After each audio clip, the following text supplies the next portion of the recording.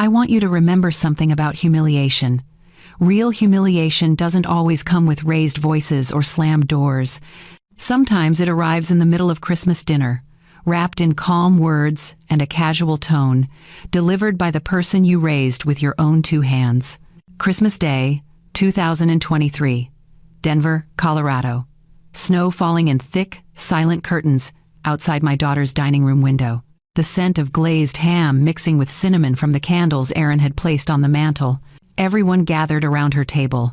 Erin and her husband Joseph, his parents, his brother's entire family, even a visiting aunt from Texas I'd never met before that afternoon. 11 people total. And me. I sat near the end of the table, closer to the kitchen than the fireplace, which should have told me something right there, but I'd learned long ago not to read too much into seating arrangements. I told myself it didn't matter. I told myself I was just grateful to be included. Halfway through the meal, Erin set her fork down. She had that look on her face, the one she gets when she's about to make an announcement she's already decided is final. I recognized it from when she was 16 and told me she was quitting softball, or when she was 22 and said she was moving in with Joseph before the wedding. She looked directly at me. "Mom," she said, her voice steady and clear enough that conversations around us began to fade. "Your needs come last. My husband's family comes first." The words hung there like smoke. Joseph, sitting beside her, nodded. He didn't even glance in my direction. Just a small, agreeable nod, like she'd said something as simple as, "Please pass the salt." The table went silent. Forks stopped moving. Someone's glass clinked against a plate. His mother glanced down at her hands. His brother's wife suddenly became very interested in her napkin, but no one said a word. And Erin? She didn't flinch, didn't soften it. Didn't add, "I didn't mean it like that," or, "You know what I mean." She just sat there, calm as Sunday morning, waiting for my response. I reached for my water glass. My hand didn't shake, which surprised me. I took a slow sip, set it back down, and met her eyes. "Good to know," I said. That's all. 2 words. I didn't argue. Didn't ask her to explain herself in front of everyone. Didn't cry or stand up or make a scene. I simply acknowledged what she'd said, the same way you might acknowledge someone telling you it's going to rain tomorrow. The room flickered with discomfort. A few people shifted in their seats. Joseph's father cleared his throat and mumbled something about the weather. His aunt from Texas suddenly found a reason to check on the dessert in the kitchen. But Erin didn't take it back. She didn't apologize. She didn't even look uncomfortable. She just picked up her fork and continued eating. Like she'd announced the dinner schedule instead of ranking my worth in her life. Before I go any further, let me ask you something. Where are you watching this from right now? What time is it where you are? I'd love to know, so drop a comment and tell me.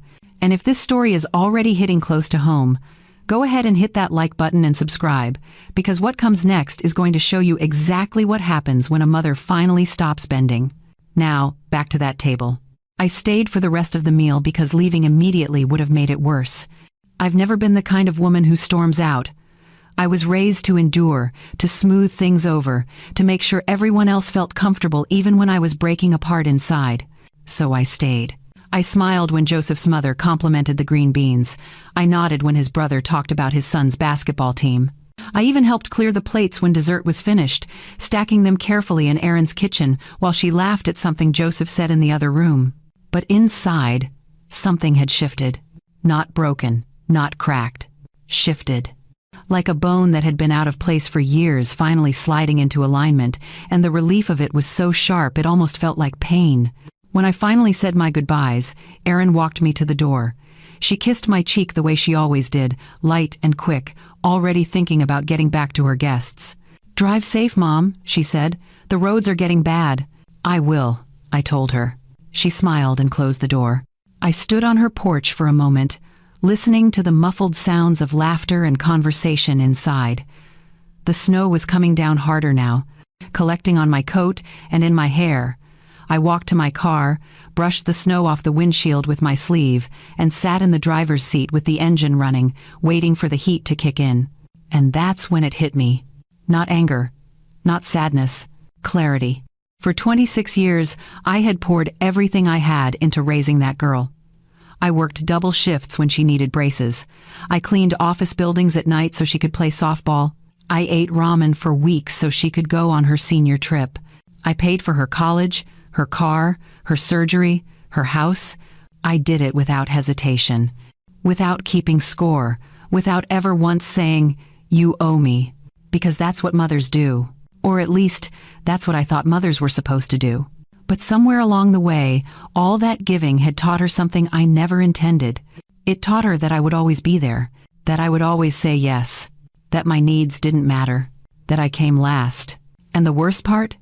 She just said it out loud, in front of everyone, and nobody had defended me. Not Joseph, not his family, not even Erin herself, after the words left her mouth, because they all believed it too. I drove home through the empty streets, gripping the steering wheel with both hands, replaying her words over and over in my head. Your needs come last. The snow was falling so thick I could barely see the road ahead, but I didn't care. I just kept driving, letting the windshield wipers scrape back and forth in a rhythm that matched the beating in my chest. When I finally pulled into my driveway, the house was dark. I'd left the Christmas tree lights on a timer, but they'd already shut off for the night. I unlocked the door, stepped inside, and didn't bother turning on the lamps. I just stood there in the dark living room, staring at the faint outline of the tree in the corner, and let the truth settle over me like the snow settling outside. I had raised my daughter to know she was loved, but I had also raised her to believe I didn't matter, and that was on me. I walked over to the couch and sat down, still wearing my coat, still cold from the drive. I didn't cry. I didn't call anyone. I didn't pour myself a drink or turn on the television, or do any of the things people do when they're trying to distract themselves from something painful. I just sat there, and I made a decision. Not a loud one, not a dramatic one, just a quiet, steady decision that felt like the first real choice I'd made in decades. I wasn't going to fix this.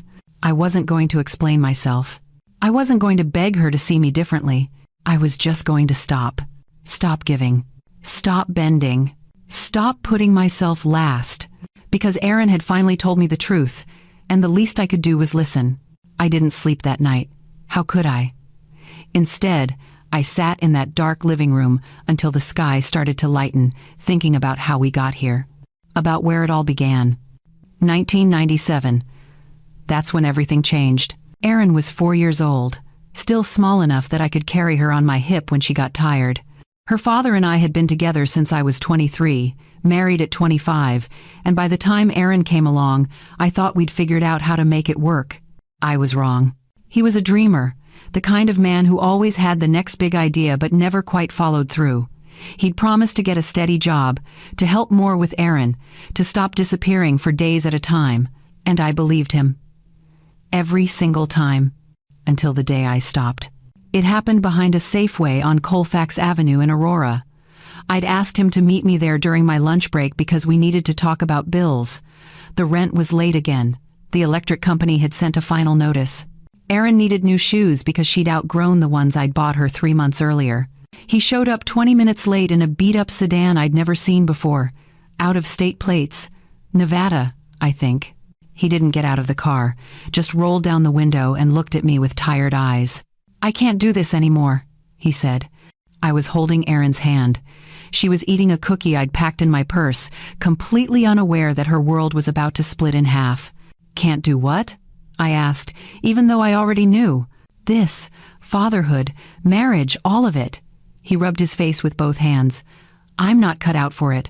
I thought I would be, but I'm not. So what are you saying?" "I'm saying I'm leaving. Today. Right now." Erin tugged on my hand, asking if we could go see the ducks in the pond across the street. I told her to wait just a minute, sweetheart. I looked back at him. "Where are you going? Does it matter?" "It might." To her. He glanced at Erin for maybe 2 seconds, then looked away. "Tell her I'm sorry." And that was it.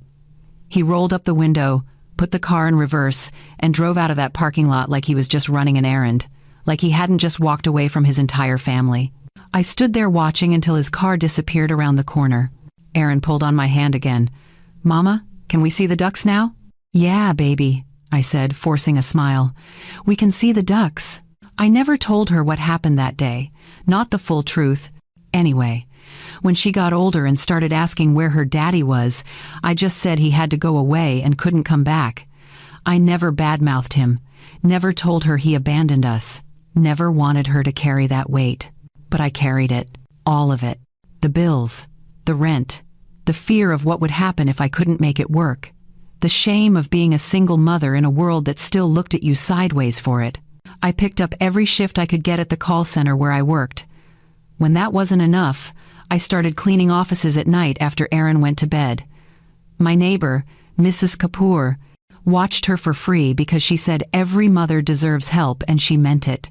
I'd come home at 2 a.m. smelling like bleach and floor polish, exhausted down to my bones, and I'd check on Erin sleeping in her little bed.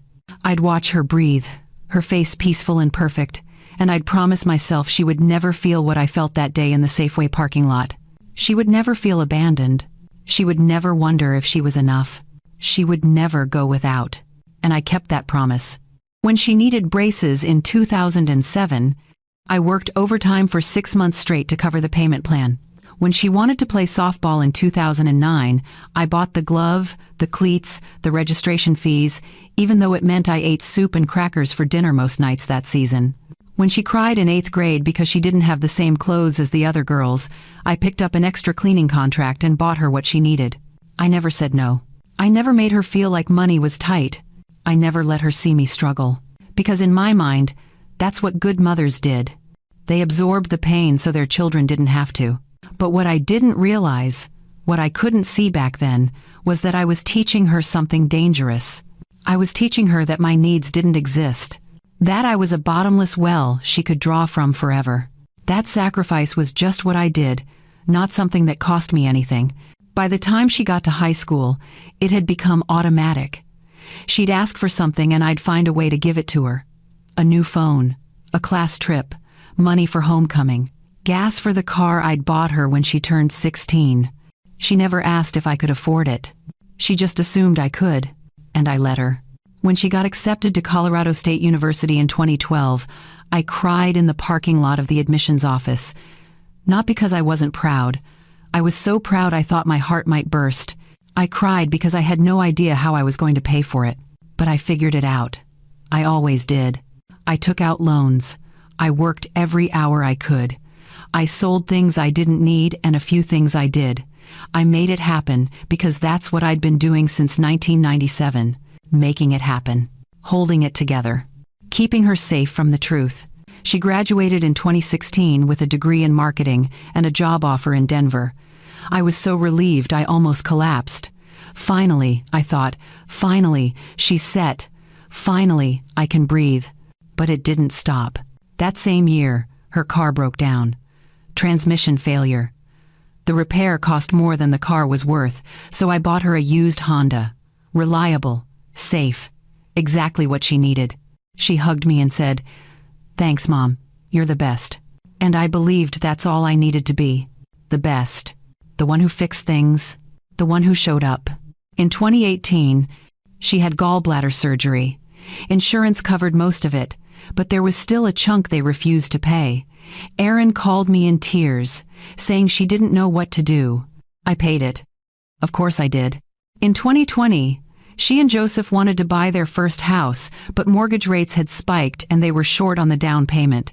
She didn't even have to ask. I offered. I told myself it was an investment in her future. I told myself any mother would do the same. I told myself it was love.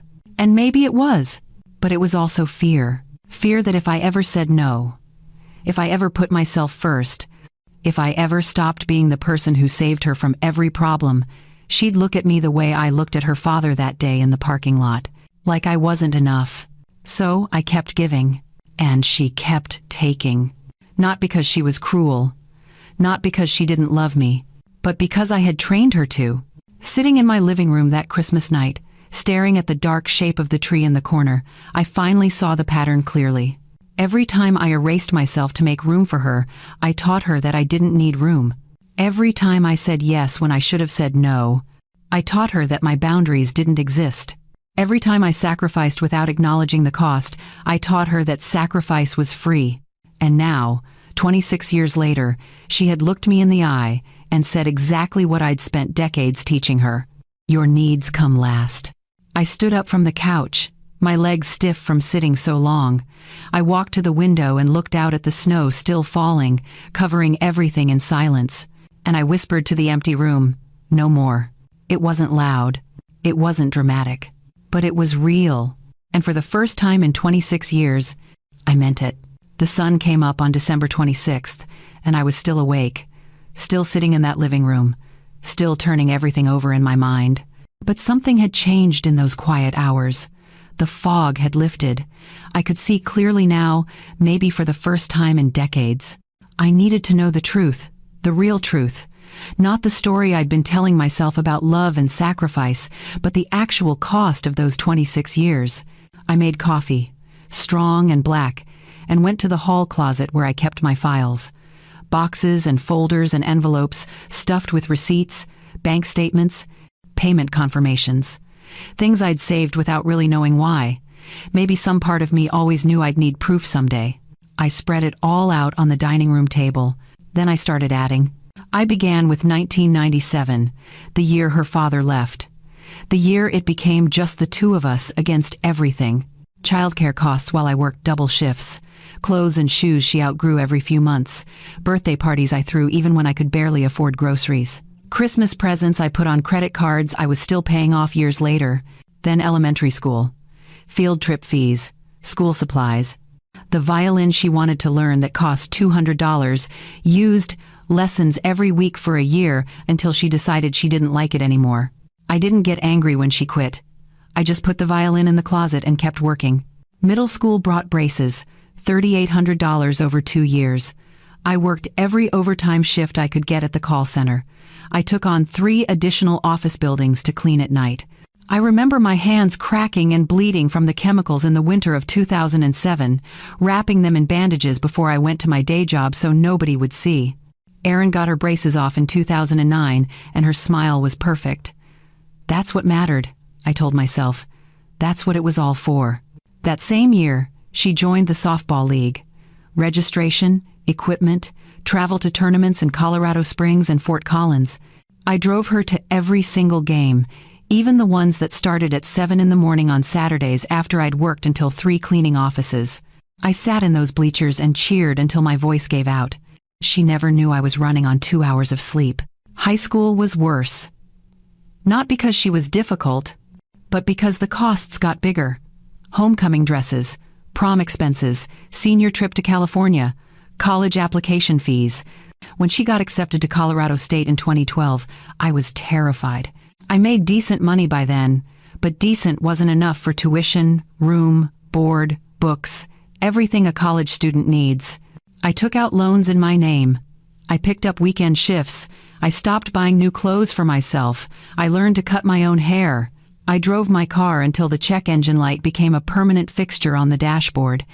I sent her money every month for 4 years. Rent, groceries, textbooks that cost $300 each, a laptop when hers died during finals week, plane tickets home for holidays. She graduated debt-free. I was still paying off those loans. 2016. The car. Her old one died and she needed something reliable for her new job. I spent $7,200 on a used Honda Civic. I didn't tell her I emptied my emergency fund to do it. 2018. The surgery. Gallbladder removal. Insurance covered most of it, but there was still $4,300 they refused to pay. She called me crying, saying she didn't know what to do. And I told her not to worry. I put it on a credit card and made minimum payments for the next year. 2020. The house. She and Joseph found a starter home in a decent neighborhood, but they were short on the down payment. They needed $12,000. I gave it to them. I told them it was a gift. Told them not to worry about paying me back. Told them I was happy to help them start their life together. I didn't tell them I'd been saving that money for my own future. For the day when I might retire, when my body finally gave out from all those years of double shifts and night cleaning. I didn't tell them I had dreams too, but I gave them the money anyway. Because that's what I always did. I sat at my dining room table with receipts and bank statements covering every surface, and I added it all up. The number made my hands shake. $417. That's what I'd given her over 26 years, and that didn't even count the smaller things, the groceries I'd bought and dropped off when money was tight for them, the birthday gifts, the Christmas presents, the dinners I'd paid for, the gas money, the $100 here and there when she mentioned things were stressful. $68,000. I stared at that number for a long time. I want to be clear about something. I didn't regret giving her those things. I didn't regret working myself to exhaustion to make sure she had what she needed. I didn't even regret the sacrifices. What I regretted was what it had taught her. It taught her that I was an endless resource. It taught her that money appeared whenever she needed it.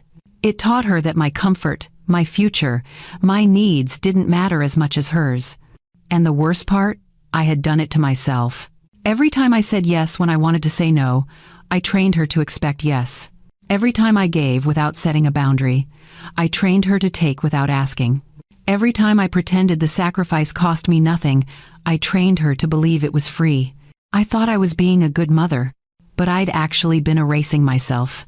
I gathered up all the papers and put them back in the folders. But this time, I didn't put them away. I stacked them neatly on the corner of my desk where I could see them. Evidence. Proof. A mirror showing me exactly what I'd been doing for over 2 decades. Then I opened my laptop. It was time to do something I'd never done before. I logged into my bank account and looked at my checking, my savings, the small retirement account I'd been contributing to whenever I could. I looked at the credit card I'd used for Erin's surgery, still carrying a balance. The personal loan I'd taken out to help with her college expenses, still being paid down bit by bit. I looked at all of it with new eyes. And then I started making changes.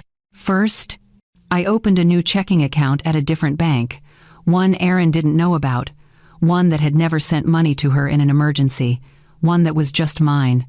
I set up automatic transfers. My paycheck would go there now, all of it. Then I went through every shared expense, every automatic payment I'd set up over the years to help her and Joseph.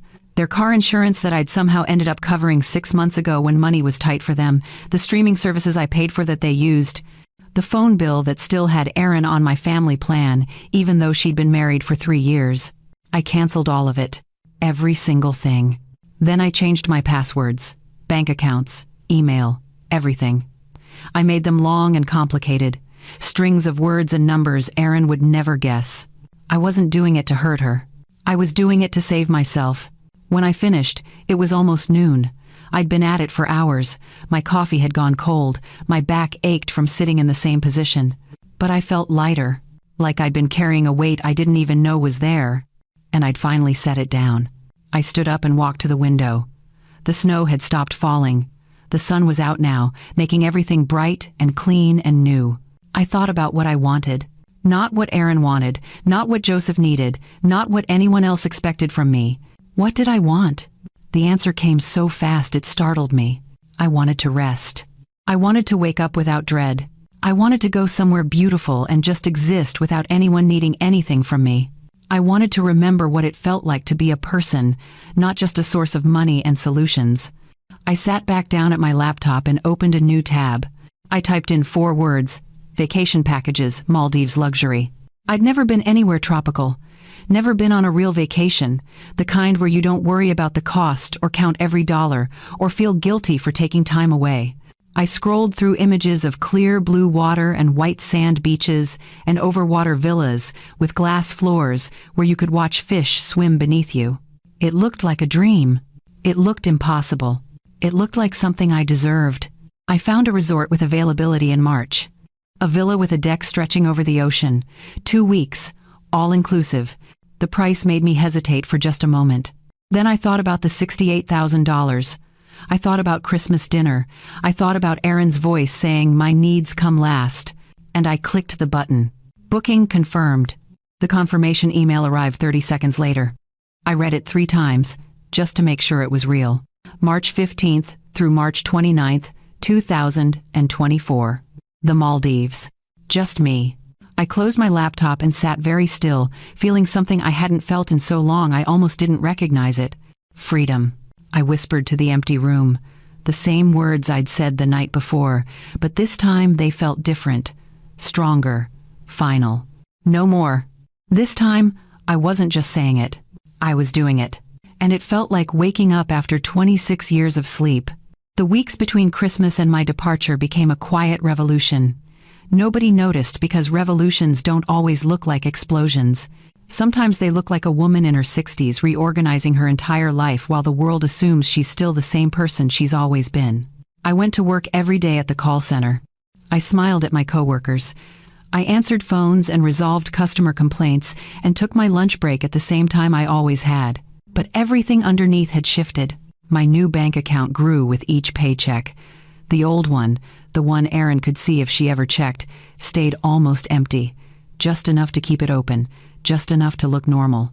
I didn't tell her about the changes. I didn't announce that I'd separated our finances, or canceled the subscriptions, or removed her from my phone plan. I just let the automatic payments fail quietly, let her figure it out on her own. She called me 3 days into January. "Mom, something's wrong with the car insurance. They sent Joseph a notice saying the payment didn't go through." I was folding laundry when she called. I set down the towel I was holding and kept my voice steady. "That's strange. Maybe you should call them and update your payment information. But you always handle it." "I did," I said, past tense. There was a pause. I could hear her confusion through the phone. "What do you mean?" "I mean, I'm not paying for your car insurance anymore. You're 30 years old and married. It's time you handled your own bills." "Mom, we talked about this. Money's been tight, and you said you didn't mind helping." "I said a lot of things," I replied. "I'm saying something different now." "Is this because of Christmas?" I almost laughed. Almost. Because of course she remembered. Of course she knew exactly what had changed, even if she didn't want to admit it. "Yes," I said simply. "It is." "Mom, I told you that came out wrong. I didn't mean it the way it sounded." "Erin, you said exactly what you meant, and I heard you. That's all." She was quiet for a moment. Then her voice got smaller, younger. "Are you mad at me?" "No," I said, and I meant it. "I'm not mad. I'm just done." "Done with what?" "Done putting myself last." I heard her inhale sharply, getting ready to argue or explain or smooth things over the way she always did when she wanted something. But I didn't give her the chance. "I have to go," I said. "My laundry's getting cold." I ended the call before she could respond. My hands were shaking, but not from anger, from relief, from the simple act of saying no and meaning it. That night, I couldn't sleep again. But this time, it wasn't because of pain or confusion. It was because I kept thinking about March, about turquoise water and warm air, and 2 whole weeks where nobody needed anything from me.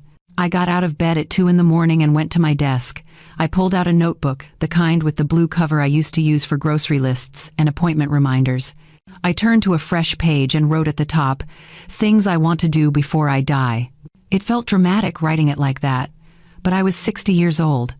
I didn't have time to be modest about my dreams anymore. I started writing. See the ocean from somewhere warm. Sleep past 7 without feeling guilty. Eat breakfast without checking my phone. Read a book in the middle of the day just because I want to.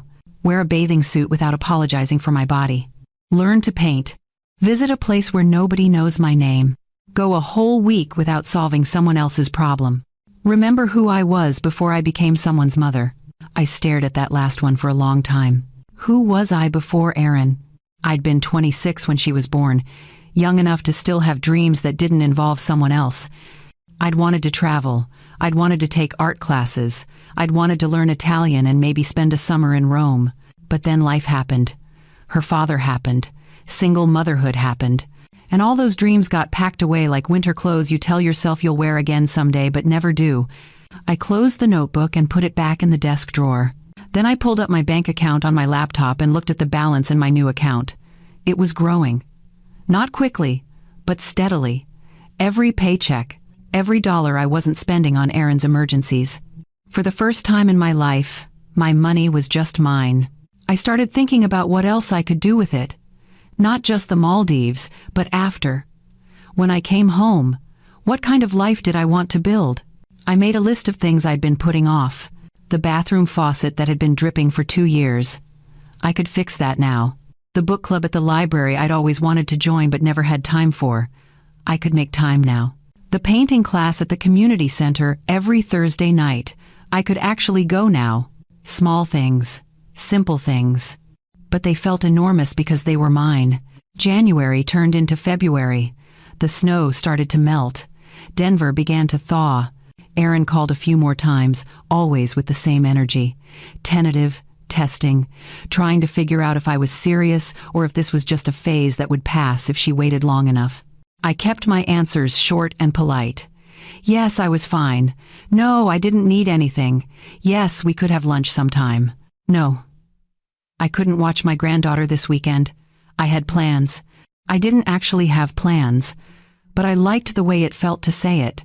By mid-February, she stopped calling as often. Joseph called once, his tone somewhere between confused and annoyed. I don't know what's going on with you and Erin, but it's affecting her. She's stressed. She thinks you're punishing her. I'm not punishing anyone, I said calmly. I'm just living my own life. You've never acted like this before. Exactly, I said. That's the problem. He didn't call back after that. The quiet was strange at first. I'd spent so many years with my phone ringing, with text messages asking for help, with emergencies that needed immediate attention. Now my phone sat silent for hours at a time, and it felt like peace. March arrived with warmer air and the first hints of spring.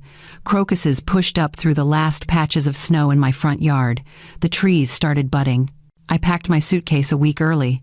2 bathing suits, sundresses, sandals, a book I'd been meaning to read for 3 years, sunscreen, a hat with a wide brim. Everything fit in one bag.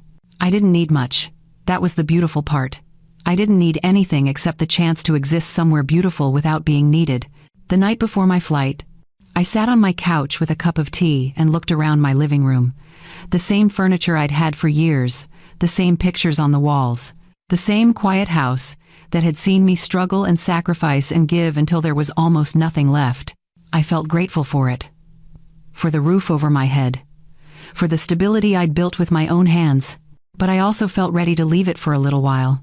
Ready to see what the world looked like when I wasn't carrying everyone else's weight. I finished my tea, washed the cup, and went to bed. Tomorrow, I'd board a plane. Tomorrow, I'd fly further from home than I'd ever been. Tomorrow, I'd start remembering what it felt like to be more than just a mother, more than just a solution, more than just someone who came last. Tomorrow, I'd start being myself again. I fell asleep with the window cracked open, letting in the cool March air, and for the first time in months I didn't dream about anything at all. Just darkness. Just rest. Just peace. The alarm went off at 4 in the morning on March 15th. I was already awake. I got up, showered, dressed in comfortable clothes for the long flight. I made coffee and toast, ate standing at the kitchen counter, watching the sky lighten through the window. My suitcase waited by the door. 1 bag. That's all I needed. I called a car to take me to Denver International Airport. I could have asked Erin to drive me, the way I'd driven her to the airport dozens of times over the years. Every college break, every work trip, every vacation with Joseph. But I didn't want to ask. I didn't want to explain. I didn't want to give her the chance to make me feel guilty for leaving. The driver arrived at 5:30. He loaded my bag into the trunk and we drove through the empty streets of Denver while the city still slept. We passed the call center where I'd worked for over 20 years, the office building I used to clean on Tuesday and Thursday nights, the grocery store where I'd stretched every dollar to make sure Erin never went without. I watched it all go by and felt nothing but relief that I was leaving it behind, even if just for 2 weeks. At the airport, I checked in, went through security, found my gate. I sat in one of those uncomfortable chairs and watched other travelers rush past. Families with small children. Business people in suits. Couples holding hands. Everyone going somewhere, just like me. The flight was long. Denver to Miami, then Miami to Malé. Hours and hours in the air, but I didn't mind. I read my book. I watched a movie. I ate the mediocre airplane food and didn't complain. Because I was going somewhere I'd only seen in photographs. Somewhere warm and blue and far away from everything that had defined my life for the past 26 years. When we finally landed in Malé, the heat hit me the moment I stepped off the plane. Thick and humid and completely different from the dry cold I'd left behind in Colorado.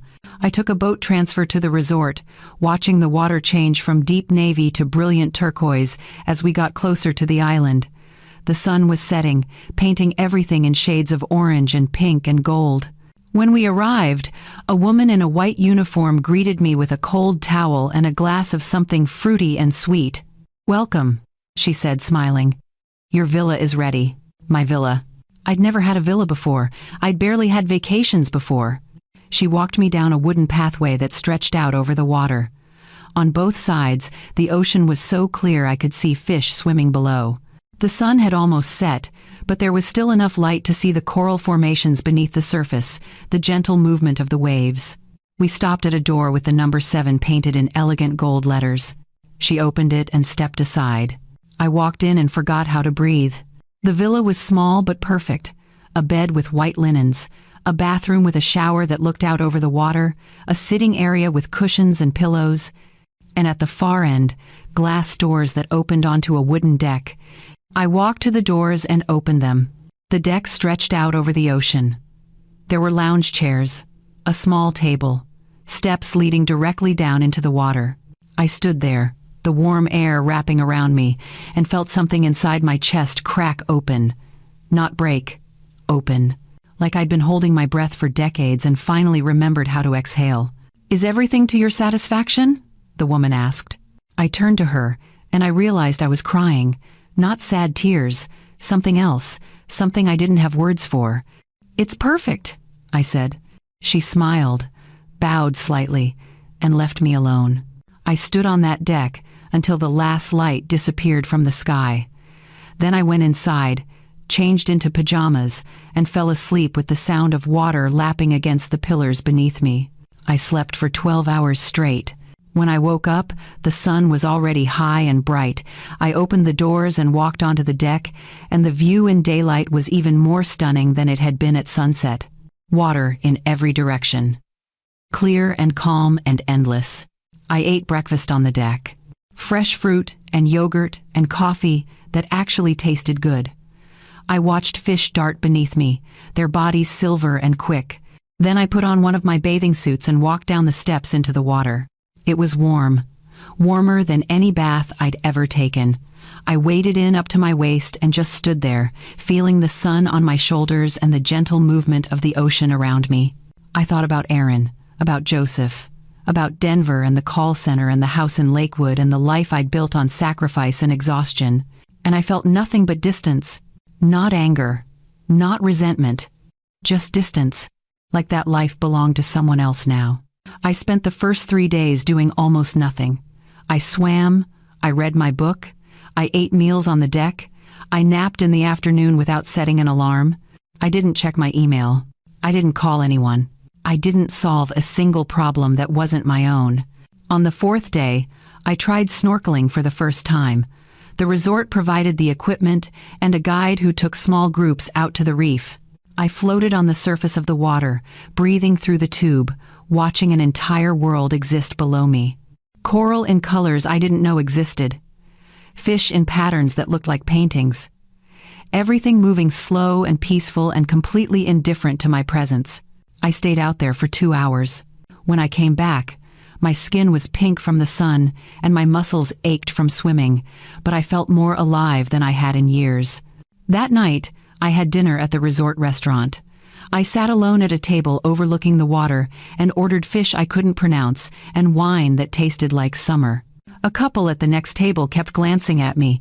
Finally, the woman leaned over. "Are you here alone?" she asked. "Yes," I said. "That's so brave," she said, like being alone was something that required courage. I smiled. "It's actually really easy." She laughed and went back to her dinner.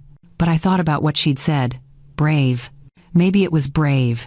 Maybe choosing yourself after a lifetime of choosing everyone else did take a kind of courage. Or maybe it was just finally waking up. By the 2nd week, I'd settled into a rhythm. I woke up early and watched the sunrise from my deck. I swam before breakfast. I spent the middle of the day reading in the shade. I walked along the beach in the late afternoon when the heat began to ease. I talked to other guests sometimes. A retired couple from Australia, a woman from Germany traveling alone like me, a family from Japan with 2 small children who built sandcastles near the water. But mostly, I was alone. And it didn't feel lonely. It felt like freedom. On the morning of my 10th day, I woke up to sun streaming through the open doors. I got up, made coffee from the little machine in the villa, and carried it out to the deck. I sat in one of the lounge chairs with a fresh coconut I'd ordered the night before. The staff had left it in a small cooler by the door, already opened, with a straw sticking out of the top. I sipped the coconut water and looked out at the turquoise ocean, and I thought about how far I'd come. Not just in miles, but in every other way that mattered. I'd spent 60 years being someone's daughter, someone's girlfriend, someone's wife, someone's mother, someone's emergency contact. But here, I was just me. No history. No obligations.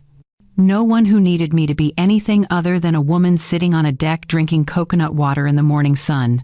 I closed my eyes and felt the warmth on my face. And that's when my phone started buzzing. I'd kept it off for most of the trip, only turning it on once every few days to make sure nothing catastrophic had happened back home. But I'd forgotten to turn it off the night before. Now it was buzzing. Over and over. Calls coming in one after another. I opened my eyes and looked at the screen. 20 missed calls. 8 voicemails. Text messages filling the screen so fast I couldn't read them all. All from Aaron. From Joseph. From Joseph's mother. My heart started pounding. Something had happened. Something bad. I sat up, set down the coconut, and answered the next call that came through. It was Erin. Her voice was tight and high and barely holding together. "Mom, are you there? Are you home? We need you. Something happened." My stomach dropped. "What's going on?" "It's Joseph's father," she said, the words tumbling out fast. "He collapsed this morning. We rushed him to the hospital in Boulder. They're saying he needs surgery. Immediate surgery. But the bills, Mom, the bills are already huge and insurance is denying part of it and we don't know what to do and we need help. We need money. We need you to come back." I sat very still. The warm deck beneath me. The sound of gentle waves. The sun bright and perfect. And on the other end of the phone, my daughter's voice, frantic and desperate and absolutely certain that I would drop everything and fix it. Just like I always had. "Aaron," I said slowly, carefully. "You told me on Christmas that I come last." The silence on the other end of the phone was so complete I thought the call had dropped. Then I heard Erin inhale, sharp and sudden, like I'd slapped her. "Mom, that was a misunderstanding. You know I didn't mean it like that." "No," I said quietly, watching a small boat drift past my villa in the distance. "It wasn't a misunderstanding. It was a declaration. We can talk about that later," she said, her voice rising with urgency. "Right now we're drowning. Joseph's dad is in surgery and they're saying it could cost upwards of $40,000 after insurance. We don't have that kind of money. We don't have any savings left. Please, Mom, we need you." I closed my eyes and felt the sun warm on my eyelids, felt the gentle rock of the villa on the water, felt the peace I'd found here over the past 10 days. "Where is his family in this?" I asked. "They're helping, but it's not enough. His mom can maybe cover $10,000. His brother doesn't have anything to give. We're still short by so much, and the hospital wants a deposit before they'll even schedule the next procedure." "So his family comes first," I said softly. "Handle it with them." "Mom," her voice cracked. "I know I said something stupid at Christmas, but you can't actually believe I meant it. You're my mother. Of course you matter. Of course I need you." "You need my money," I corrected gently. "That's not the same thing. That's not fair." "Isn't it?" I asked. "When was the last time you called me just to talk? When was the last time you asked how I was doing? When was the last time you invited me over for dinner without needing me to watch your daughter or help with something?" She didn't answer. "Aaron, I've been here for 10 days. You didn't notice I was gone until you needed something. I thought you were just busy. I didn't know you left the country." "Because I didn't tell you," I said.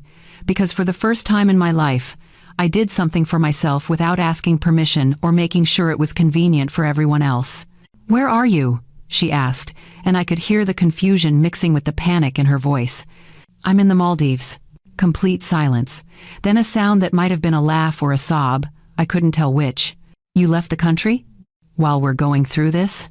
"I left 2 weeks ago, long before Joseph's father got sick."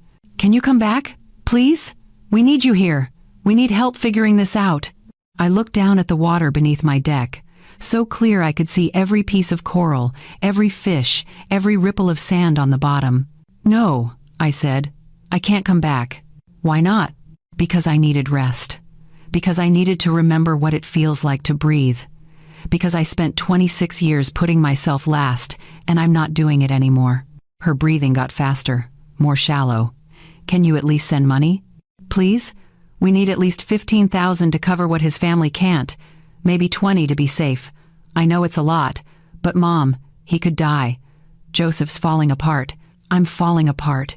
We don't know what to do." There it was, the ask, the assumption that had lived underneath every conversation we'd had for decades. That I would give. That I would sacrifice. That I would save her. It wasn't the amount that stunned me. I'd given her more than that over the years without blinking. It was the certainty in her voice. The absolute confidence that I would say yes, that I would find a way, that I would put her crisis above my own peace. "No," I said. "I'm not paying." The word hung in the air between us. I'd said no to her before, small things, minor requests, but never like this, never when she really needed something, never when the stakes felt this high. "What?" Her voice was barely a whisper. I said, "No, I'm not sending money." "Mom, you don't understand. This isn't like asking for help with groceries or something small. This is life and death. This is Joseph's father." "I understand perfectly," I said, and my answer is still no. "Why?" She was crying now, really crying. "Why are you doing this?" "Because you told me where I stand." And I listened. I said I was sorry. "No," I said, "you didn't. You said it was a misunderstanding. You said we could talk about it later. You never once actually apologized." She made a sound like she'd been punched. "I'm sorry, okay? I'm sorry I said that at Christmas. I'm sorry I hurt you. Does that help? Can you please just help us now?" "Aaron, you're not sorry you said it. You're sorry it had consequences." "That's not true." "Then tell me, what exactly are you sorry for?" She was quiet for a moment, and I could hear her trying to find the right words, the words that would make me give in, the words that would make this all go away so she could get what she needed. "I'm sorry for making you feel like you don't matter," she finally said. "Do I matter?" I asked. "Of course you do. Then why am I only hearing from you when you need money?" "That's not. I've been busy, Mom. Life is crazy right now. You know how it is." "I do know how it is," I said. "I spent decades being busy raising you alone. I never once made you feel like you were too much trouble or that I didn't have time for you. I know, and I'm grateful. I really am. Grateful," I repeated, tasting the word. "But not grateful enough to treat me like I matter when you don't need something." "What are we supposed to do?" she asked, and her voice had shifted from pleading to something sharper, something that sounded like anger starting to break through the fear. "Just let Joseph's father die because you're mad at me?" "I'm not mad," I said, and I meant it. "I'm just done."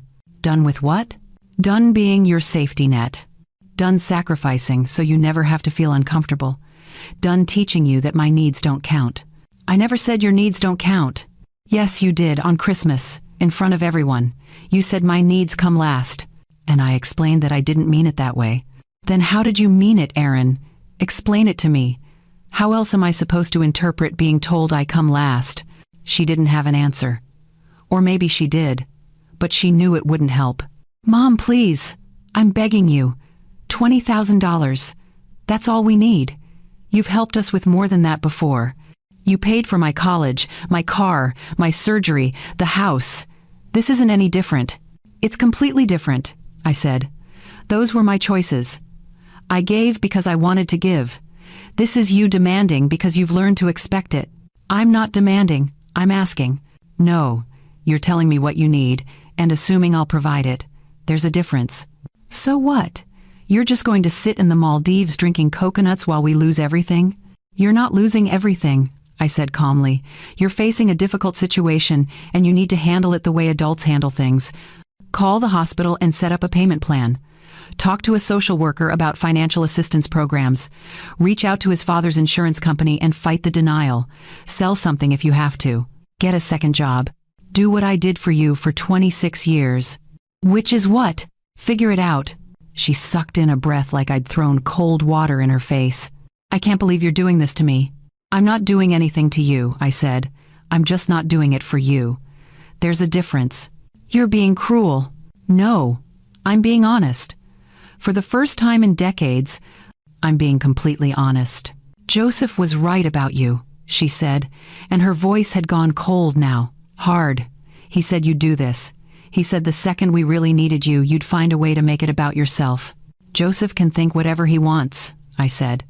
But you might want to ask yourself why your husband saw this coming and you didn't. What's that supposed to mean? It means he knew I had limits.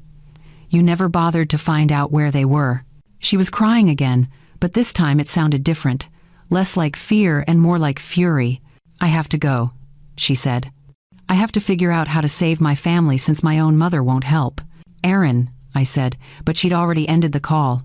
I sat there on the deck, phone in my hand, watching the screen go dark. My heart was pounding. My hands were shaking. But underneath the adrenaline, underneath the shock of what I'd just done, there was something else. Relief.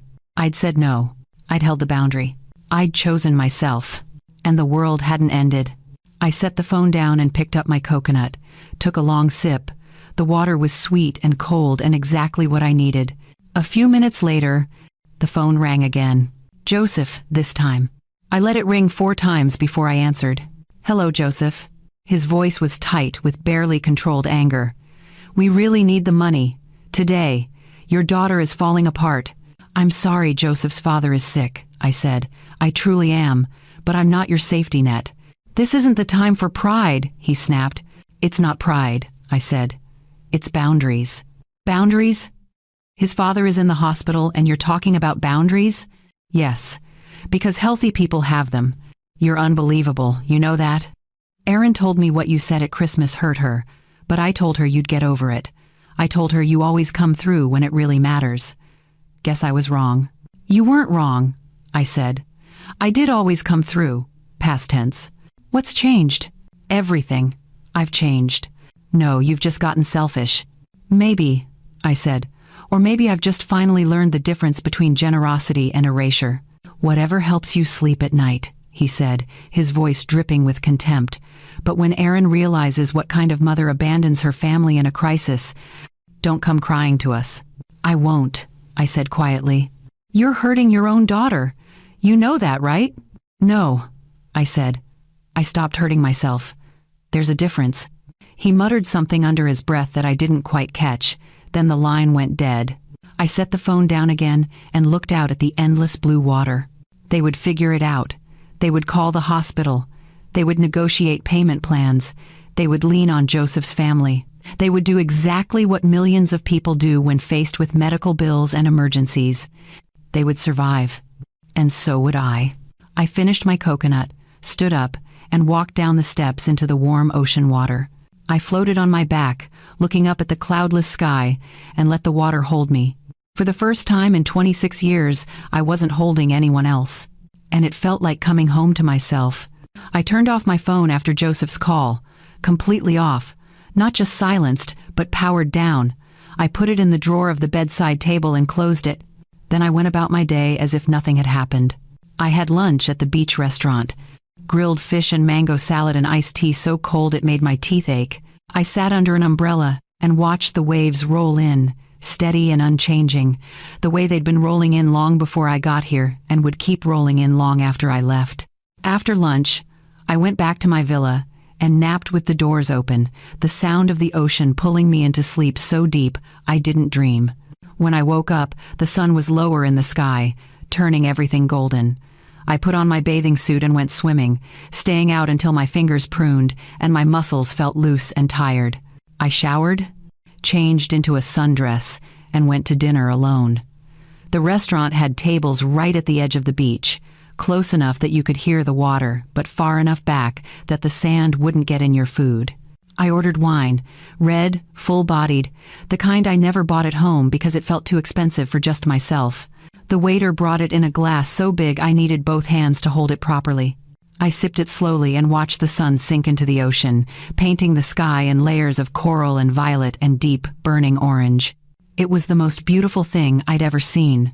And I was seeing it alone, without anyone needing me to be anywhere else, without guilt, without obligation, without a single thread tying me back to Colorado and all the years I'd spent being someone's solution. I thought about Aaron and Joseph, about the panic in their voices, about the genuine fear and stress they were facing, and I felt sorry for them. I did, but I didn't feel responsible. That was new. That was the part that would have terrified me a month ago. The idea that I could know my daughter was suffering and not immediately drop everything to make it stop. But I'd been suffering too, for decades, and she hadn't noticed. So maybe this was fair. Maybe this was necessary. Maybe this was the only way she'd ever learn that I was a person with limits, not an endless well she could draw from forever. I finished my wine and ordered dessert, some kind of coconut cake with passion fruit sauce. It was almost too sweet, but I ate every bite. When I got back to my villa, I sat on the deck in the darkness, listening to the water move beneath me. I thought about turning my phone back on, just to check, just to make sure there wasn't some new emergency, something worse. But I didn't, because I knew what would be waiting. More calls, more messages, more pressure, and I'd already given my answer. I went to bed early and slept straight through until morning. The next day was the same. Swimming, reading, eating meals without rushing. I talked to the woman from Germany I'd met earlier in the week. She was a doctor, traveling alone after her divorce. My husband thought I'd fall apart without him, she told me over coffee. He was certain I couldn't manage on my own, so I booked this trip just to prove I could. And can you? I asked. She smiled. I'm having the best time of my life. I understood exactly what she meant. On the afternoon of the third day since Aaron's call, I finally turned my phone back on. It took almost 2 minutes to load all the notifications. 37 missed calls, 22 voicemails, text messages that went on for screens and screens. I didn't read them all. I didn't listen to the voicemails. I just scrolled through, getting the general shape of the situation. Aaron, Joseph, Joseph's mother, even a number I didn't recognize that turned out to be Joseph's brother. All saying variations of the same thing. We need help. We need money. How could you do this? Don't you care? What kind of mother are you? I was about to turn the phone off again when it rang in my hand. Joseph. I almost didn't answer. But something made me pick up. Maybe I wanted to hear what he'd say now that a few days had passed. Maybe I wanted to know if anything had changed. Hello, Joseph. Finally, he said, and his voice was different now. Not angry, calculated, like he'd been planning exactly what to say. I'm glad you answered. I wanted to apologize. That caught me off guard. Apologize? Yes. I was harsh the other day. I was scared, and I took it out on you. That wasn't fair. I didn't say anything. Just waited.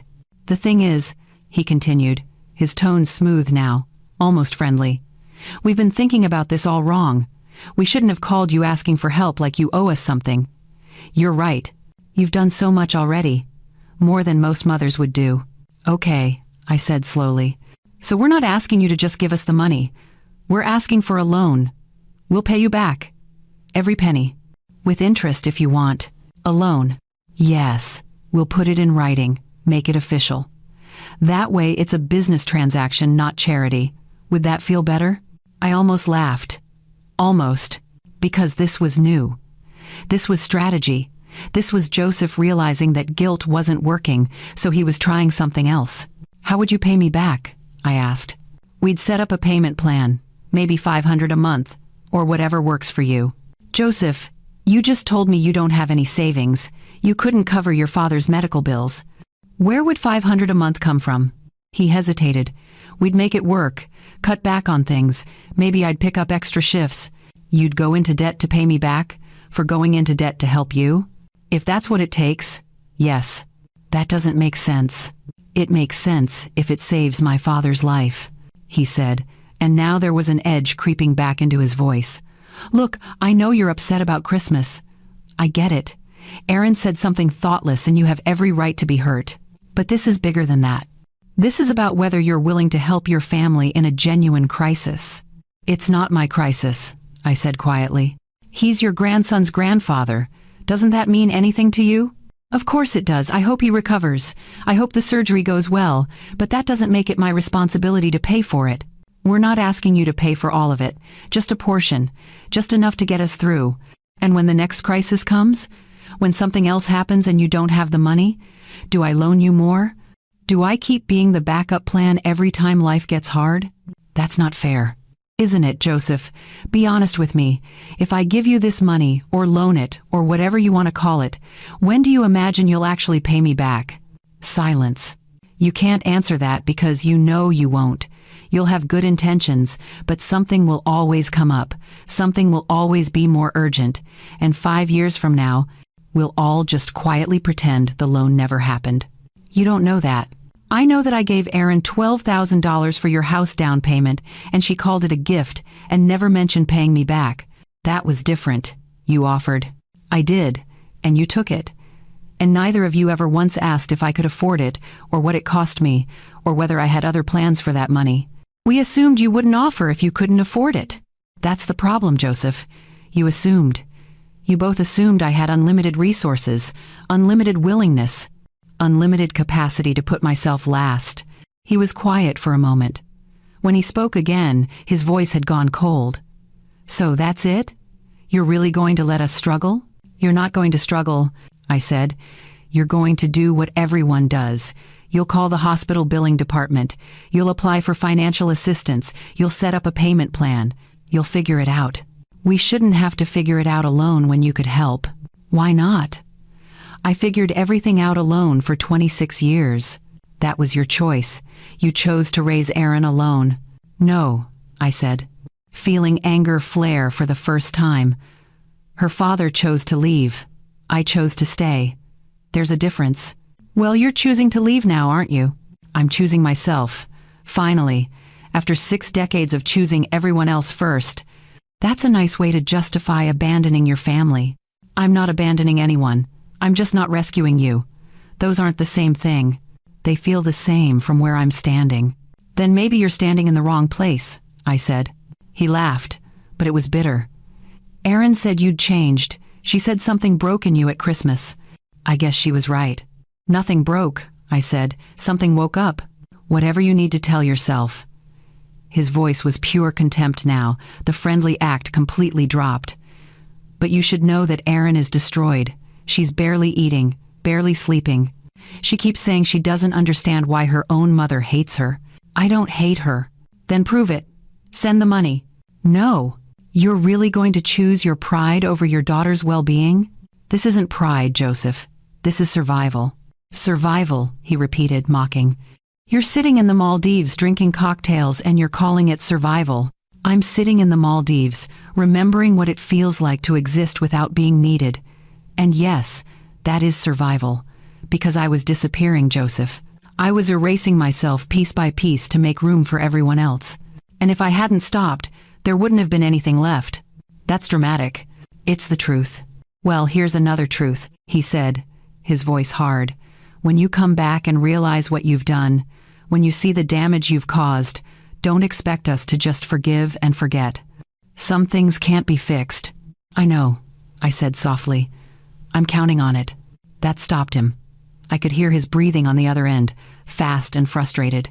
You really don't care, do you? I care, I said. I just care about myself more than I used to, and I know that terrifies you, because it means you can't control me anymore. I never controlled you. No. But you benefited from me controlling myself. From me always saying yes. From me always being available. And now that I'm not, you don't know what to do. You know what? He said. Forget it. We don't need you. We'll figure it out ourselves. And when we do, remember that you chose this. You chose to be cut out. Okay, I said. Okay? He sounded stunned. That's all you have to say? What else is there? He didn't answer. Just ended the call. I set the phone down and looked out at the water. The sun was starting to set again, the sky turning pink at the edges. My hands were shaking, but not from fear. From relief. I'd held the line. Again. Even when they changed tactics, even when they tried manipulation instead of guilt. I'd said no, and I'd meant it. I turned the phone off again and went inside to change for dinner. Tonight, I'd order the most expensive thing on the menu. Tonight, I'd celebrate choosing myself. Because this wasn't cruelty. This was freedom. And I was finally learning the difference. After Joseph's call, something shifted. The phone stopped ringing. I kept it off for another full day, just to be safe. When I finally turned it back on, there were no new messages, no missed calls, nothing. The silence was louder than all the panic had been. I tried to figure out how I felt about it. Part of me had expected them to keep pushing, to escalate, to find new ways to apply pressure. But they'd stopped. Maybe they'd finally accepted my answer. Maybe they'd found another solution. Maybe they were just regrouping. I didn't know. And for the first time in my life, I was okay with not knowing. I had 4 days left in the Maldives, and I intended to use every single one of them. That morning, I signed up for a sunrise snorkeling trip. We left the resort while it was still dark, a small group of 6 people in a boat heading out to a reef the guide said was special. When the sun started to rise, we were already in the water. I floated on the surface and watched the light change everything below me. The coral went from gray shadows to brilliant colors, purple and orange and electric blue. Fish appeared like they'd been painted into existence by the sunlight. It was so beautiful it hurt. I stayed in the water until my lips turned blue, and the guide gently suggested it was time to head back. On the boat ride to the resort, the woman from Germany sat next to me. "You look different than when you arrived," she said. "Different how?" "Lighter. Like you've put something down." I smiled. "I have." "Good," she said. "Whatever it wasn't yours to carry." I thought about that for the rest of the day, about all the things I'd been carrying that were never mine to begin with. Erin's father's abandonment, her need for stability, her assumption that I would always be there, Joseph's expectation that family meant unlimited access to my resources. None of it had been mine, but I'd picked it up anyway, and now I'd finally set it down. That afternoon, I treated myself to a massage at the resort spa. An hour and a half of someone else taking care of me, working out knots in my shoulders I didn't even know were there. The therapist was a small woman from Thailand who barely spoke but had hands that seemed to know exactly where I'd been holding tension for years. When it was over, she placed her hand on my shoulder and said quietly, "You can let go now." I almost cried.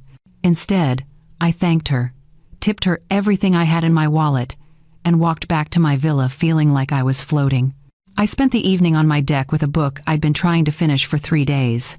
I kept getting distracted by the view, by the sound of the water, by the simple pleasure of having nothing I had to do and nowhere I had to be. As the sun set, I put the book down and just watched. Watched the sky turn from blue to gold to pink to deep purple. Watched the stars start to appear, more stars than I'd ever seen in Denver where the city lights washed them out. I thought about Erin, about whether she was okay, about whether Joseph's father had made it through surgery, about whether they'd figured out the money situation. I felt concerned. I felt hope that everything worked out for them, but I didn't feel guilty. That was new. That was the part that told me something fundamental had changed. I could care about her without sacrificing myself for her. I could hope she was okay without making it my job to ensure it. I could love her and still choose myself. The next morning, I woke up to rain.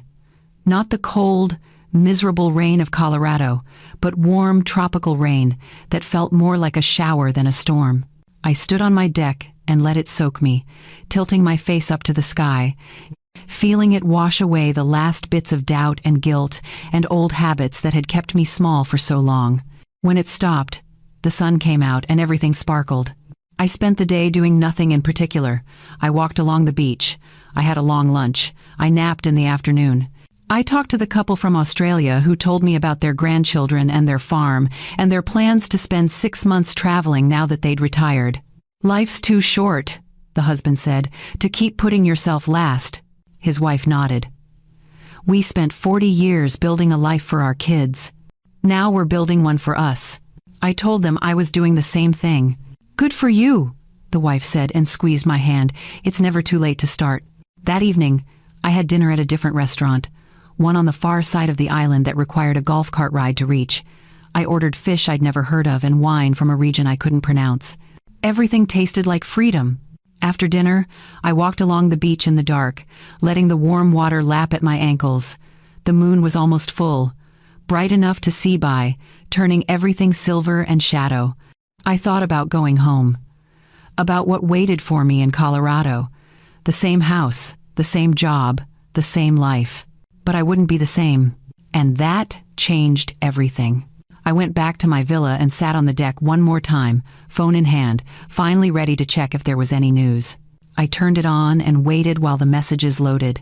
There was only one, a text from Aaron, sent that afternoon. It was short. Dad is stable. We figured things out. I'm sorry for everything. I read it 3 times. Dad is stable. So Joseph's father had made it through. Whatever they'd figured out financially had been enough. We figured things out. They'd done exactly what I'd told them to do. They'd handled it themselves. I'm sorry for everything. Not sorry for Christmas. Not sorry for specific words or actions. Just sorry for everything, which could mean nothing, or could mean she was starting to understand. I stared at the message for a long time. It wasn't a grand apology.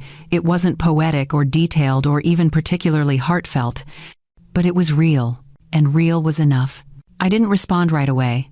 I put the phone down and looked out at the ocean one more time. They'd survived without me. They'd figured it out. They'd done what adults do when faced with a crisis and no one swoops in to save them. They'd grown up a little. And so had I. I picked up my phone and typed a simple response. I'm glad he's okay. I'll be home in 3 days. I hit send and then turned the phone off again. I had 3 more days of peace.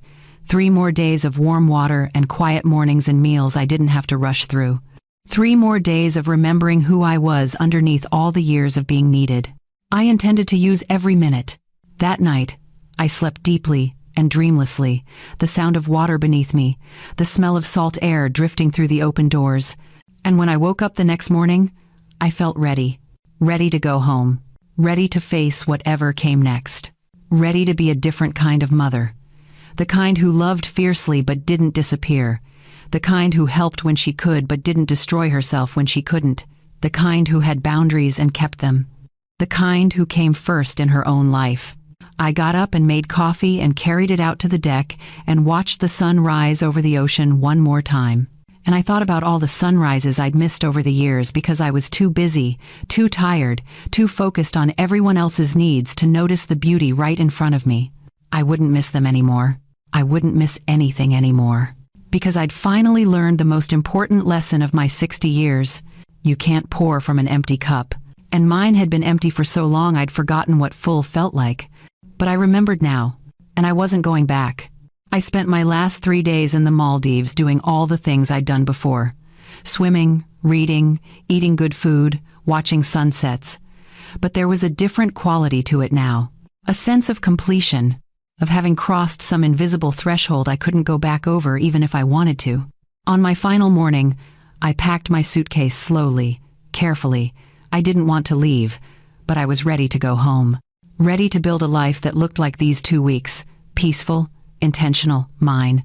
I took one last look at the villa, at the deck stretching over the turquoise water, at the view that had given me back to myself. Then I picked up my bag and walked out. The boat ride back to Malé, the flight to Miami, the connection to Denver. All of it felt different than the journey here. I wasn't running away anymore. I was walking toward something new. When the plane touched down in Denver, I turned on my phone and let it reconnect to the local network. One new message from Aaron. Let me know when you're home. I'd like to come over and talk, if that's okay. I looked at it for a long moment. Then I typed back, I'll be home tonight. You can come by tomorrow afternoon. Short, simple, boundaried. I hit send and collected my bag from the overhead compartment. It was time to go home. Not to the life I'd left, but to the one I was finally ready to build. The drive from Denver International Airport to my house in Lakewood felt longer than the flight from Miami. Colorado looked exactly the same as when I'd left. The mountains still stood in the distance, snow still clinging to the peaks even though it was early April. The streets were familiar, the buildings unchanged. But I was different. I could feel it in the way I held the steering wheel, in the way I looked at my neighborhood when I pulled into the driveway, in the way I walked into my house and set down my suitcase. This was still my home. But I was no longer the woman who'd left here 2 weeks ago, hollow and exhausted and invisible. I unpacked slowly, putting things away, doing laundry, restocking my refrigerator with food from the grocery store down the street. Normal tasks. The kind of things you do when you return from a trip. But everything felt significant somehow. Like I was building something instead of just maintaining it. That night, I made myself dinner. Nothing fancy, just pasta and vegetables and a glass of wine. I ate at my kitchen table instead of in front of the television. I took my time. I tasted every bite, and when I was done, I didn't immediately jump up to clean. I just sat there, finishing my wine, looking around at my small house and feeling grateful for it. Grateful for the stability I'd built with my own hands. Grateful that it was mine. I went to bed early and slept hard, my body still adjusting to the time change, my mind still processing everything that had happened. When I woke up the next morning, I remembered. Aaron was coming over this afternoon. I felt nervous. Not afraid, exactly, just uncertain about what this conversation would look like. Whether she was coming to apologize or to try one more time to make me feel guilty. Whether anything had actually changed or if this was just a temporary truce until the next crisis. I cleaned the house, even though it didn't need it. Made coffee, even though I'd already had 2 cups. Changed my clothes 3 times before settling on jeans and a sweater. At 2 o'clock, I heard a car pull into the driveway. I looked out the window and saw Erin getting out of her Honda, the one I'd bought her years ago. She looked tired, thinner than I remembered. She stood by her car for a moment, like she was gathering courage, before walking to my front door. I opened it before she could knock. "Hi, Mom." "Hi, sweetheart." We stood there for a second, neither of us quite sure how to start. Then I stepped back and gestured for her to come in. She walked into the living room and sat on the edge of the couch, hands folded in her lap. I sat in the chair across from her, not next to her. I needed the distance, needed the space to hold my ground. "How was your trip?" she asked quietly. "It was good, really good. I've never been anywhere like that. The Maldives." "I know," I said. "Neither had I." She nodded, looking down at her hands. "Joseph's dad is home now. He's recovering. It was touch and go for a while, but he made it through. I'm glad." We set up a payment plan with the hospital. His mom took out a loan for her part. We're going to be paying it off for years, but we'll manage. "You figured it out," I said. "We didn't have a choice." She looked up at me, and her eyes were wet. "You made sure of that." I didn't flinch, didn't apologize, just waited. "I was so angry at you," she continued. "For weeks, I was furious. I told Joseph you were being cruel. I told his family you'd abandoned us. I told myself you didn't care about me anymore. And now?" She took a shaky breath. "Now I think maybe you cared about yourself for the first time in my entire life, and I didn't know how to handle it." Something in my chest loosened. "Aaron, why did you say I come last? At Christmas, in front of everyone, why did you say that?" She closed her eyes. "Because I believed it. Because you'd spent my whole life showing me it was true. Every time I needed something, you gave it. Every time I asked for help, you said yes. Every time there was a choice between you and me, you chose me. So you thought that's how it was supposed to be." "Yes," she whispered. "I thought that's what mothers do. I thought loving me meant erasing yourself. That's what I taught you." She looked at me, surprised. "You're not going to argue? You're not going to say I should have known better?" "No, because it's true. I did teach you that. Every time I sacrificed without acknowledging the cost, I taught you that sacrifice was free.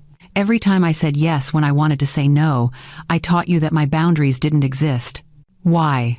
she asked, and she sounded so young. "Why did you do that?" I thought about it. Really thought about it. "Because your father left. And I was terrified that if I ever disappointed you, if I ever wasn't enough, you'd leave too. So I made myself into someone who could never disappoint you. Someone who would always be there, always say yes, always put you first. But that's not sustainable." "No," I said. "It's not." And eventually I had nothing left. She was crying now, tears running down her face. "I took everything from you." "I gave it," I said gently. "You didn't take it. I gave it freely. But I gave it from fear, not from health. And that's on me, not you. I should have noticed. I should have seen what it was costing you. Maybe. But I hid it well. I wanted you to think it was easy. That's part of the problem." She wiped her face with her sleeve. "When you didn't come back, when you didn't send the money, I felt like my world was ending, like I'd lost you. And I realized I'd never actually had to function without you before. Not really. You've been my safety net for 30 years. And now you know you can survive without one. It's terrifying." "It is," I agreed. "But it's also freedom."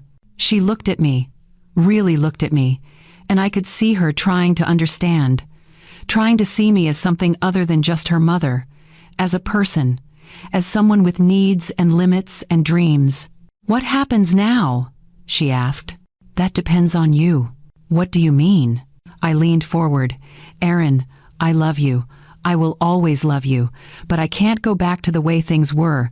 I won't be your emergency fund anymore. I won't drop everything every time you need help. I won't erase myself to make room for you." "I don't want you to," she said quickly. "I don't want that anymore either. It's easy to say that now, but what about next time? What about when something goes wrong and you're scared and you need help? Then I'll ask. Really ask. Not assume, not demand. And if you say no, I'll accept it. Can you do that?" She hesitated. "I don't know, but I want to try." I sat back. "That's all I'm asking. For you to try." We were quiet for a moment. Outside, I could hear a neighbor mowing their lawn, the sound distant and ordinary. "I'm sorry, Mom," Erin said, and this time her voice was steady, clear. "I'm sorry I told you that you come last. I'm sorry I took you for granted. I'm sorry I never asked what you needed or what you wanted or whether you were okay.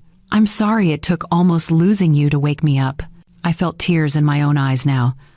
"I'm sorry too. I'm sorry I taught you that I didn't matter.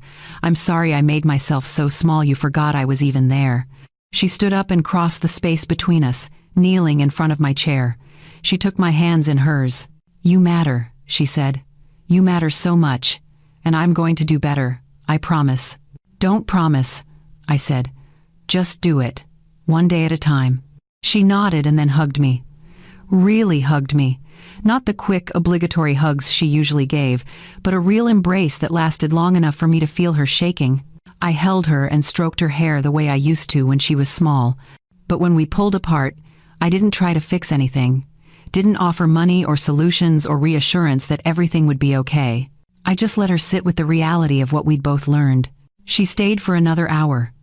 We talked about easier things, about her job, about my trip, about the painting class I was thinking of taking at the community center. When she got up to leave, she paused at the door. "Can I call you next week? Just to talk?" "I'd like that," I said. "Not because I need anything, just because I want to. Even better." She smiled, a real smile that reached her eyes, and left.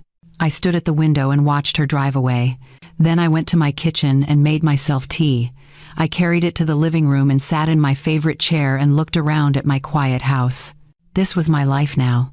Not perfect, not easy, but mine. And for the first time in 60 years, that felt like enough. Actually, it felt like more than enough. It felt like everything. I pulled out the notebook where I'd written my list of things I wanted to do.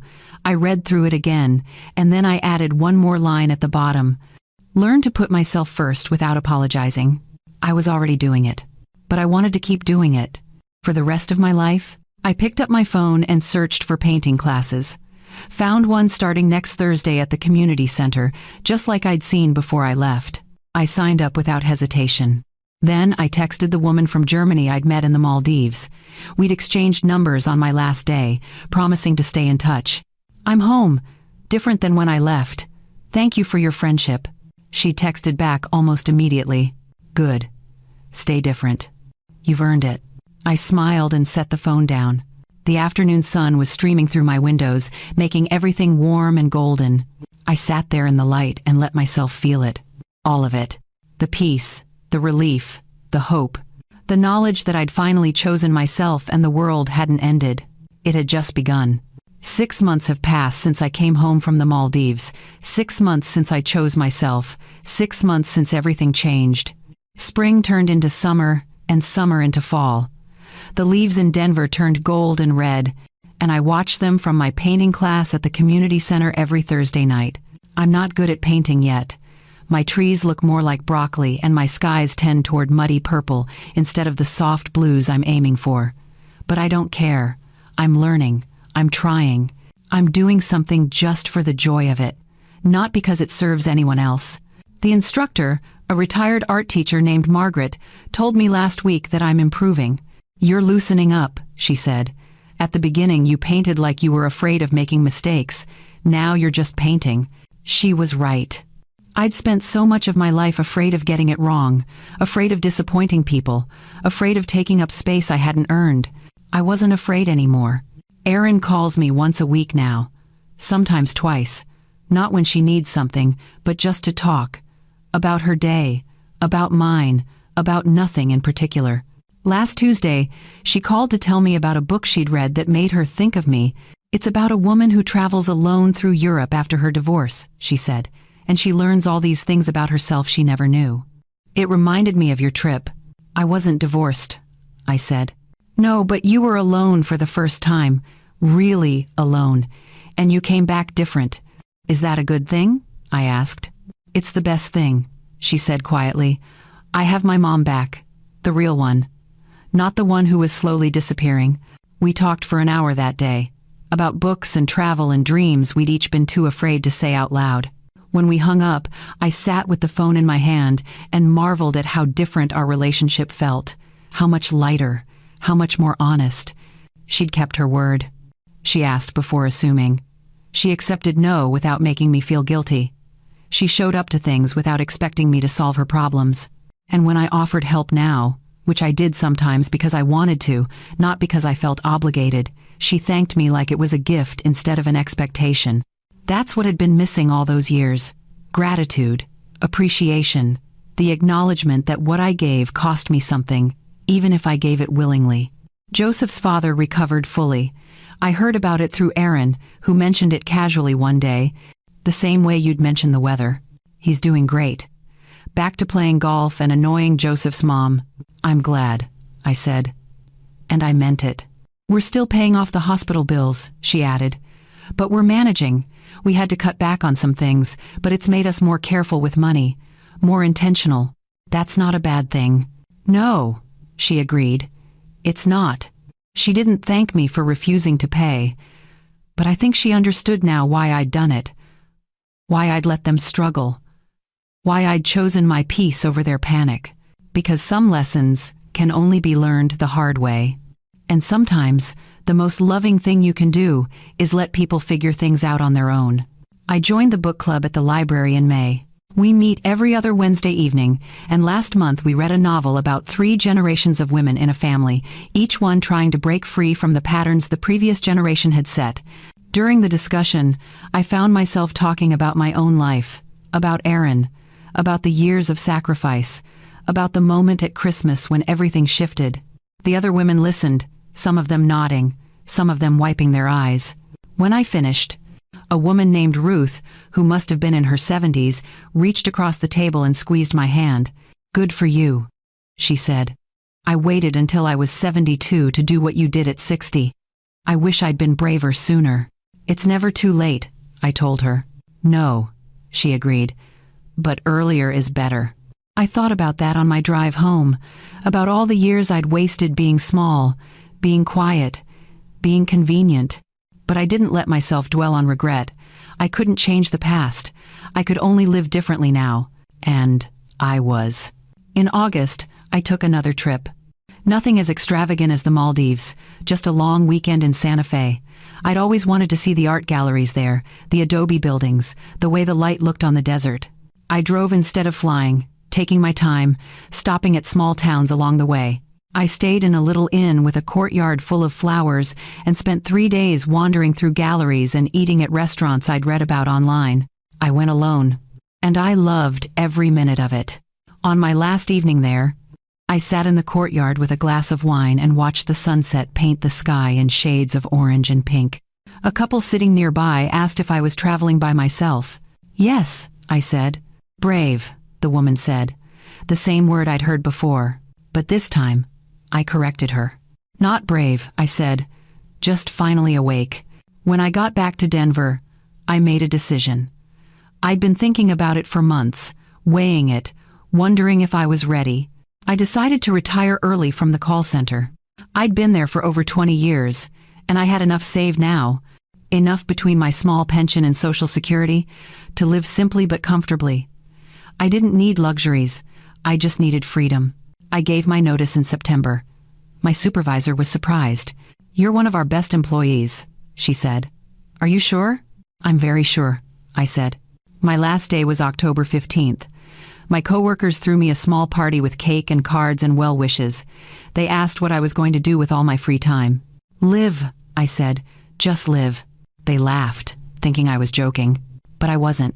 For the first time in my life, I was going to wake up without an alarm, without obligations, without anyone needing me to be anywhere or do anything. I was going to paint and read and travel when I wanted to. I was going to take long walks and cook meals that took hours and sit in coffee shops watching people go by. I was going to exist without justifying my existence. And that felt revolutionary. Erin came over the weekend after my retirement with a bottle of champagne and flowers. "Congratulations, Mom," she said, hugging me. "You did it. You're free." We sat on my back porch, drinking champagne in the afternoon sun, and she asked me what I'd learned from everything that had happened. I thought about it for a long time. "I learned that love isn't supposed to erase you," I finally said, "that giving isn't the same as disappearing, that boundaries aren't walls, they're bridges to healthier relationships, and that sometimes the most loving thing you can do is stop doing everything." She was quiet, turning her glass in her hands. "I'm still learning that," she said, "with my own daughter. Sometimes I catch myself doing what you used to do, saying yes when I want to say no, giving when I need to keep. And I have to stop myself and remember what it did to you." "What it did to both of us," I corrected. "You lost a mother who knew how to be a person. I lost myself. Nobody won, but we're fixing it now." "We are," I agreed, "one choice at a time." She raised her glass. "To new choices." I clinked my glass against hers. "To new choices." We sat there until the sun went down, talking about everything and nothing, and when she left, she hugged me again. "I love you, Mom. The real you. Not the version that disappeared to make room for me. I love you too, sweetheart." After she left, I stayed on the porch, wrapped in a blanket, watching the stars come out. I thought about Christmas almost a year ago, about sitting at that table and hearing the words that would change my life. "Your needs come last." At the time, it had felt like a knife to the chest. Now, it felt like the wake-up call I desperately needed, but had been too afraid to hear. Because Erin had been right. In the life I'd built, in the pattern I'd created, my needs did come last. But that was my doing, not hers. And once I'd finally heard the truth, once I'd finally seen it clearly, I'd been able to change it. I pulled out my phone and scrolled through the photos from the Maldives. Me on the deck of my villa, me in the water, me at sunset with a coconut in my hand. I looked happy in those photos, genuinely happy. Not the tired smile I'd worn for years while pretending everything was fine. Real happiness. The kind that comes from rest, from peace, from finally putting yourself first. I set the phone down and looked up at the stars, so bright in the clear October sky. And I thought about everything I'd learned in 60 years of living. That sacrifice without boundaries is just self-destruction. That you can't love others well if you don't love yourself first. That saying no is not the same as being selfish. That your needs matter just as much as anyone else's. That it's never too late to choose yourself. And that when someone tells you where you stand in their life, you should listen. Then decide where you want to stand. I'd listened to Erin that Christmas. And then I'd chosen. I'd chosen freedom. I'd chosen rest. I'd chosen myself. And I would never, ever step back from that choice.